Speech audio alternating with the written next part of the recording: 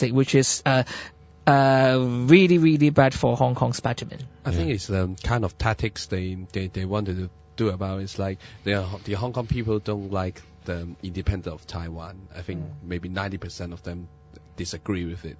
So they just want to link them up together and then scare the Hong Kong people that if you vote for the referendum, then you are supporting the independence of Hong Kong. And perhaps it won't be hard to understand why the Beijing was sort of irritated, because if you look at the word referendum, when we use it in the Chinese political context, it somehow referred to Taiwan.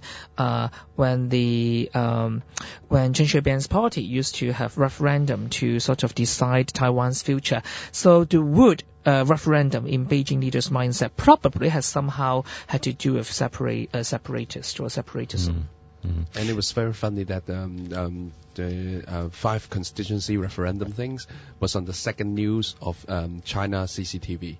Oh, yes, and it was an official announcement that the Chinese government disagree with it. So it's the first time the 5 constituency referendum could be promoted. I mean, on the mainland. On the mainland, yeah. Because in the old days, they probably just would have it just wouldn't be in the news. It'd be just blanketed, basically, and they just wouldn't give it any coverage. I'm guessing, but because now Hong Kong's part of China, and because it is talked about, I guess they feel they can't avoid mentioning hard to it. say. I don't know whether it was a decision that Beijing the CCTV would regret, because at least you're talking a bit about referendum on the mainland Chinese soil, and then people might do some googling, but which may not happen now with Google backing up.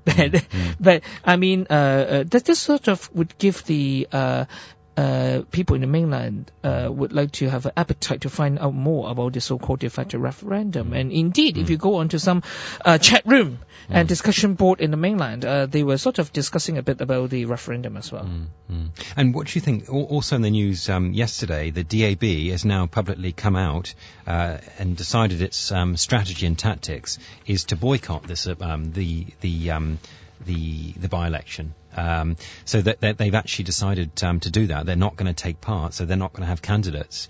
I mean, that's an interesting strategy. And from what I've read, it seems that that's come from pressure by the mainland government to do that. Because originally the DAB had planned to take part in the referendum in the by-elections of the 5 lawmakers, but they'd now decided to basically boycott it, and I mean that's an interesting strategy, and certainly. The Civic Party and and LSD that are going to have to think about quite how to respond to that, because in some ways, some of the media could be saying, is it can you have a proper by-election with a de facto referendum if no one turns up apart from yourselves? You sort of mean,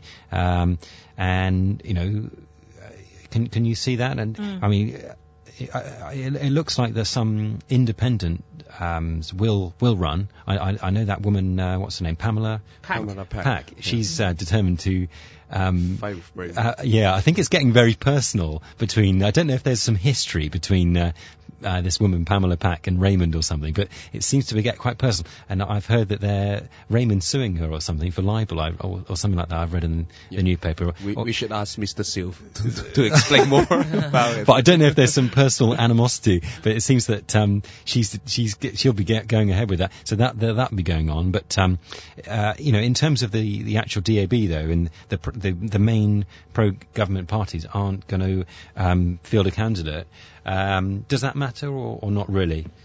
Or does that in a way show that they're cowards? Or of course, it really shows that they got, perhaps as the editorials, you can see one of the analysis was that they got the order from Beijing that you shouldn't add the legitimacy or so-called join in the de facto referendums, as in a sense that you sort of buy in what the pro-democrats were saying.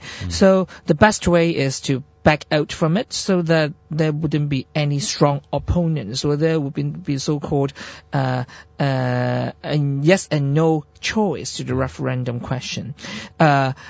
I think it was quite wise for them to do so on that hand, because if you back out from it, then it would be up to the pan-democratic camp to think about what the next strategy. But I think when you're talking about whether it is a good thing or not for the whole movement, the referendum movement, I think right now there has been different proposals or opinions regarding how to react. I mean, for the Civic Party, they mentioned a few times that they sort of support the idea of automatic re-election. I mean, being re-elected, taking the seat automatically without the need of creating a separate list or so-called a fake opponent. Because they thought there's no point of doing that. I mean, it would make it a bit lousy in the sense that it was like a show rather than an actual referendum. Since no opponent, they can show their cowardness, then that's fine. But I mean, for LSD, some of the supporters thought that in order to see it as a referendum, there truly have to be choices. Otherwise, it shouldn't be called a referendum. So I think they're more favorable to create an alternative on the referendum ballot, or de facto referendum ballot. Sure. Another question, interesting question, in terms of the pro-democracy lawmakers, Raymond Wang, long hair, and Albert Chan, should they stand again, or should they allow a younger member of their political group to stand in their place and become a lawmaker? Should they, for example, allow Andrew To, who's just been elected the new chairman last week of the League of Social Democrats, or one of the younger ones, but saying that, have the younger ones got the experience to do what actually is a pretty difficult job, being a lawmaker, actually.